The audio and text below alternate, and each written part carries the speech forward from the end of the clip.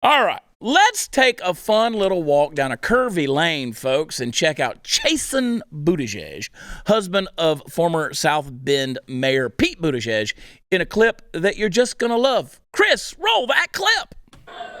All right, I pledge my heart.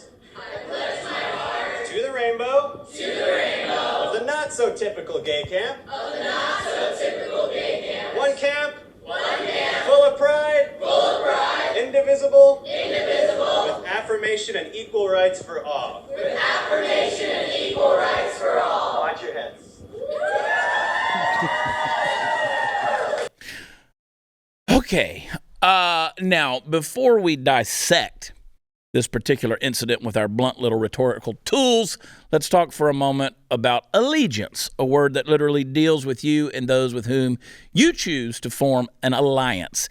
In this country, ever since about the end of World War II, we've had a pledge of allegiance to our flag, the iconographic representation of the United States of America and everything she has historically stood for. We've said it at events and in our schools. We've added and in some cases removed the words under God to and from it, and fought over the same way we fight over just about everything else.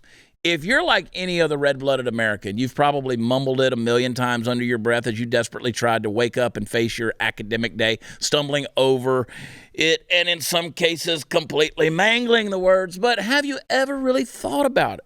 About what you're doing when you say it? You see, it's not just meant to be a jingoistic ritual to get the heart pounding and the blood pumping and the eyes watering, although it can definitely do all three of those things. It's also an act, in a way, of consecrating one's mind and body to the task of upholding America's central raison d'etre for reason for existence, a reason for existence, to exercise and maintain the cause of liberty. The words you say are words of commitment to a cause. To put it another way, a commitment we should all take really seriously, given how perilously close we sometimes come to losing that liberty. Now that we've established a framework, let's see how the pledge you just saw fits on it. First and foremost, I would be remiss if I didn't point out that the gay camp in question is a school-sponsored event. Cue the part of the show where I tell you that you need to get your kids out of public schools because they're nothing more than indoctrination centers trying to pump out a new generation of dyed-in-the-wool card-carrying leftists, and you don't want your kids having any part of it. And I know that some people might push back and ask, what about other clubs and camps sponsored by schools that teach things not every parent agrees with?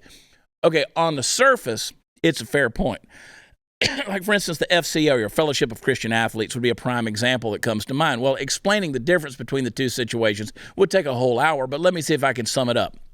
John Adams once stated that the new country they were forming would only work for a moral and religious people.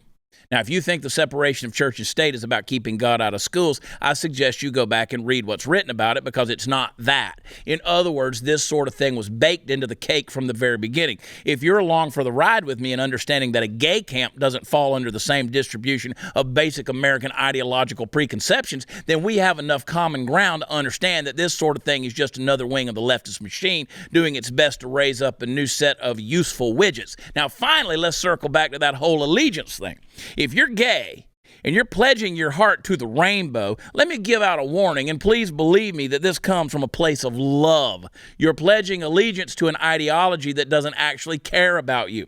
Now, I'm not saying other gay people. I'm saying the ideological framework that's got its hand up the puppet of your so-called marginalized group status. It's not there because it cares about you. Don't give in and allow yourself to be a tool. Pledge your allegiance to something that pledges its allegiance back.